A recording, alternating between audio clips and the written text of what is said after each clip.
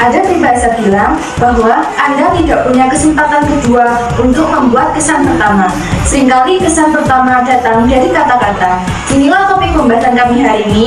Selamat siang, saya Puput Melati Sukma yang akan bertugas sebagai moderator dalam kegiatan proyek penguatan profil Pancasila dalam tema kebenekaan. Kami dari kelompok 4 yang beranggotakan diantaranya Ayla, Anissa, Dini, Ega, Elina, Fitri, Nabila, dan juga Naila. Salam kenal teman-teman semua. Baik, langsung saja kita mulai ke sesi yang pertama adalah pembukaan. Selanjutnya, penyampaian materi. Saya persilahkan untuk Dini sebagai presentator yang pertama. Perkenalkan, saya Dini Triastari. Saya di sini sebagai presentator pertama yang akan mempresentasikan tentang apa saja pengetahuan yang diajarkan dalam jurusan perbankan. 1. Etika profesi. Etika profesi adalah prinsip yang mewajibkan setiap pelaku profesi melakukan pekerjaannya secara konsisten dan memiliki nilai moral dan kejujuran dalam melaksanakan usahanya. Kedua, aplikasi pengolahan angka atau spreadsheet, program komputer yang digunakan untuk memasukkan, menghitung, serta menyimpan data dalam bentuk baris serta kolom. Ketiga, akuntansi dasar. Akuntansi dasar mempelajari tentang pengukuran, penjabaran, dan pemberian kepastian mengenai informasi keuangan dalam suatu perusahaan. Keempat, perbankan. Perbankan adalah segala sesuatu yang menyangkut tentang bank, kelembagaan, kegiatan usaha, serta melaksanakan kegiatannya. Kelima, manajemen kas. Manajemen kas adalah salah satu bagian dari manajemen keuangan yang mengelola kas perusahaan dalam berbagai jenis jangka waktu. Yang kedua, saya akan membahas tentang apa saja keterampilan yang dilatih dalam jurusan perbankan. Pertama, keterampilan manajemen keuangan. Institusi perbankan juga membutuhkan konsultan dan atau penasihat bisnis untuk rencana operasional jangka panjang mereka. Untuk Anda yang memiliki kemampuan di bidang akuntansi, perencanaan keuangan, atau bisnis dan investasi akan selalu menjadi incaran institusi-institusi perbankan. Kedua, keterampilan pemrograman komputer. Institusi perbankan saat ini sudah menerapkan sistem komputerisasi dan menerima teknik informasi canggih untuk beroperasi. Ketiga, keterampilan teknis. Keterampilan ini mempunyai model misalnya pengusahaan teknologi online banking untuk keperluan pelayanan terhadap suatu nasabah. Keempat, keterampilan mengolah SDM. Keterampilan ini berhubungan dengan interaksi timbal balik antar pegawai dan pemahaman akan segala kebutuhan pekerja di institusi perbankan. Kelima, keterampilan pemecahan masalah. Cepat, tanggap, dan mampu memberikan jalan keluar bijaksana untuk setiap konflik yang terjadi di institusi perbankan bisa menjadi nilai plus untuk Anda karena bank pasti berhubungan dengan nasabah dan konflik atau perselisihan di antara kedua pihak yang sering terjadi. Kemudian, saya akan membahas tentang lembaga apakah yang dapat menerima calon pegawai dengan pengetahuan dan keterampilan yang dimiliki jurusan perbankan. 1. Analisis kredit. Secara spesifik, analisis kredit akan melaksanakan suatu penilaian dengan berdasarkan pada kemampuan khusus dalam penilaian karakter seorang peminjam. Kedua, account officer. Account officer adalah orang yang cocok untuk dipilih karena dalam pekerjaannya akan selalu berhubungan dengan klien. Dapat dijabarkan bahwa tugas dari posisi ini adalah melakukan pengenalan produk suatu perusahaan finansial atau bank yang berbuat jasa kredit, pinjaman, deposito, dan juga asuransi. Ketiga, funding officer. Funding officer bertugas sebagai pengumpul atau penghimpun dana dari para nasabah sebuah bank seperti dalam bentuk dana tabungan. Keempat, customer service. Seorang customer service diibaratkan adalah muka dari suatu perusahaan atau bank. Pada customer service, nantinya nasabah akan berkeluh kesah mengenai komplain atau untuk sekedar tahu informasi mengenai produk jasa di bank tersebut. Kelima, teller. Tugasnya antara lain menyelesaikan transaksi penerimaan dan pembayaran utang tunai yang berasal dari setoran maupun rekening dari para nasabah. Oke, disampaikan terima kasih kepada Dini. Untuk presentator yang kedua adalah Nabila. Kami persilahkan. Perkenalkan, saya Nabila Wajadana. Saya sebagai presentator yang kedua. Pada kesempatan kali ini, saya akan mempresentasikan tentang hal-hal yang bisa dilakukan untuk mengembangkan pengetahuan dan keterampilan agar karir-karir di lembaga dapat meningkat.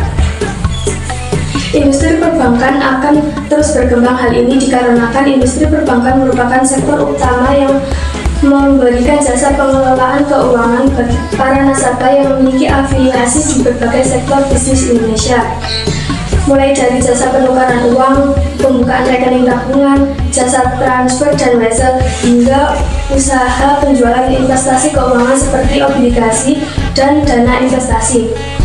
Tugas utama seorang pegawai bank bukan hanya mengetahui kebutuhan nasabah dan memberi nasihat yang bijak mengenai situasi keuangan mereka, namun tanggung jawab ini juga membutuhkan berbagai keterampilan, terutama dapat memaksimalkan pemenuh keinginan dan tujuan dari setiap kliennya.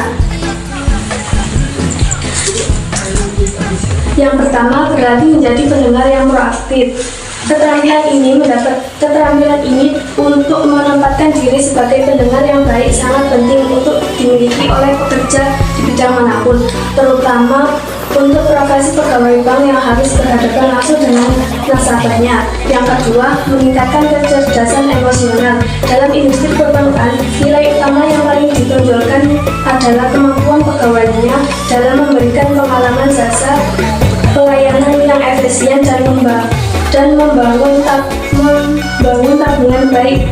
Yang pertama, berlatih menjadi pendengar yang proaktif. Keterampilan untuk menempatkan diri sebagai pendengar yang baik sangat penting untuk dimiliki oleh pekerja di bidang manapun, terutama untuk pekerja pegawai bank yang harus berhadapan langsung dengan nasabah. Yang kedua, meningkatkan kecerdasan emosional. Dalam industri perbankan, nilai utama yang paling ditonjolkan adalah kemampuan pegawainya dalam meningkatkan pengalaman jasa dan pelayanan yang efisien dan membangun hubungan baik dengan nasabah. Yang ketiga, personalisasi kebutuhan setiap nasabah. Pada zaman ini, konsumen cenderung menggunakan jasa pelayanan finansial, teknologi, dan pamer, mulai dari perubahan tren investasi dalam logam mulia, penggunaan dompet elektronik, kredit online, dan aplikasi mobile banking. Yang keempat, menyediakan solusi terhadap masalah nasabah. Sebagai seorang pegawai bank, kamu tidak hanya bertanggung jawab sebagai orang yang membantu dalam pengelolaan kondisi finansial pegawai bank, namun diharuskan untuk mengetahui dan memahami berbagai isu terkini di bidang ekonomi, mulai dari pengaruh dari perubahan kebijakan finansial dan moneter, proses pengaruh implementasi sesuai dengan kebijakan perusahaan, hingga kemungkinan pengaruhnya terhadap kondisi finansial setiap nasabah. Seperti memahami berbagai faktor tersebut, kamu dapat menyesuaikan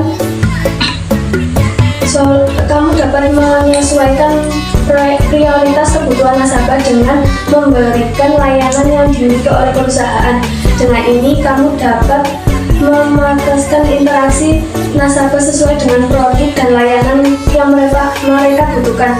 Proses identifikasi solusi yang bijak terhadap berbagai situasi dan kondisi dimiliki nasabah pun akan lebih mudah, sehingga jaminan kepuasan klien terhadap proses pelayanan dapat tercapai. Yang kelima, memiliki kemampuan multitasking. Seorang pegawai bank harus memiliki keterampilan multitasking, yaitu mampu mengerjakan banyak tugas dalam waktu yang bersamaan, karena dalam kesehariannya pegawai bank diharuskan untuk berinteraksi dengan nasabah, memberikan respon yang tepat, mencatat dan informasi, hingga penawaran solusi pelayanan masalah sesuai dengan sistem dan kebijakan yang dimiliki oleh perusahaan. Tanggung jawab ini memutuskan ketelitian dan fokus yang tinggi. Jika terhadap kesalahan dalam menyiapkan pekerjaan ini, kepercayaan nasabah atas kinerja perusahaan bisa berkurang. Selain itu, jika salah memasukkan data, bukan tidak mungkin arus kas perusahaan juga dapat mengalami kerugian yang sangat signifikan. Oke, disampaikan terima kasih kepada Nabila. Untuk presentator yang ketiga adalah Fitria. Perkenalkan, nama saya Fitria Dusapana. Di sini saya sebagai presentator yang ketiga. Pada kesempatan kali ini saya akan mempresentasikan jenis usaha yang bisa dirintis dan dikembangkan sesuai pengetahuan dan keterampilan jurusan perbankan dan keuangan mikro. 1. Auditor. Auditor adalah seorang akuntan yang bersertifikasi memiliki tanggung jawab untuk membantu organisasi dan individu untuk memastikan finansial record mereka sesuai dengan aturan yang berlaku. Contoh, posisi auditor adalah sebagai manajer auditor bank. 2. Wirausaha finansial. Lulusan SMK jurusan perbankan dan keuangan mikro pasti memiliki ilmu untuk mengelola uang dan manajemen uang dengan baik agar dapat memperoleh keuntungan.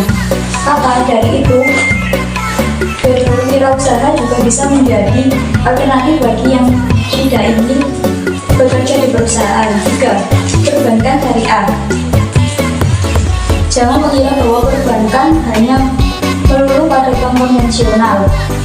Beberapa tahun ini justru memiliki respon positif dari masyarakat dalam melakukan kegiatan kredit, menabung, dan program lainnya. Peluang yang semakin besar dalam peraturan pegawai dalam bank syariah. Selanjutnya saya akan membahas tentang apa saja yang bisa dilakukan untuk mengembangkan pengetahuan dan keterampilan agar usaha yang dirintis tersebut dapat meningkat. Langkah-langkah mengembangkan usaha bisnis serta bentuk terbaiknya. 1. Kenali kompetitor. Akan ada banyak pelajaran yang diambil ketika Anda mulai mengenali kompetitor. Promosi yang terus-menerus dilakukan pun tidak akan efektif jika tidak memperhatikan kompetitor. Lihat apa saja nilai jual serta kelebihan yang dimiliki oleh pesaing. Ini adalah cara mengembangkan bisnis yang bisa dicoba. Anda tidak perlu mengikuti persis apa yang dilakukan mereka untuk membuat pendapatan berada dalam posisi yang setara. Mengenali kompetitor ini dilakukan dengan tujuan agar bisnis Anda bisa mengeluarkan sesuatu yang berbeda. Melakukan hal yang unik kepada promosi serta produk atau jasa yang ditawarkan bisa saja mendatangkan hasil yang lebih baik dari kompetitor. 2. Memperluas jaringan. Memperluas jaringan bisa dilakukan dengan memperluas pemasaran. Anda bisa membuka lini pemasaran yang baru atau memberikan barang baru. Jika mempunyai toko offline, Anda bisa mencoba jalan baru dengan melakukan pemasaran secara online. Begitupun sebaliknya, jika promosi di suatu platform belum cukup memberikan keuntungan, coba dengan platform lainnya yang lebih efektif. Pengembangan usaha dapat dilakukan melalui cara memperluas jaringan usaha. Perluasan ini tentu saja dibarengi dengan peningkatan suplai bahan yang berproduksi. Contoh lain dari perluasan jaringan adalah meningkatkan relasi bisnis. Bangun jaringan Anda lewat berkenalan dengan banyak pihak. 3. Jalin kerjasama dan pertahankan hubungan yang baik karena suatu saat bisa saja Anda membutuhkan bantuan mereka. 4. Tingkatkan sumber daya agar usaha bisa berkembang dengan cepat. Peningkatan sumber daya dilakukan secara keseluruhan, baik sumber daya maupun sumber daya manusia. Peningkatan sumber daya produk dilakukan dengan memperhatikan penggunaan bahan serta proses yang diterapkan untuk menciptakan suatu barang. Semakin baik sumber daya yang digunakan, maka semakin berkualitas pula produk yang dihasilkan. 5.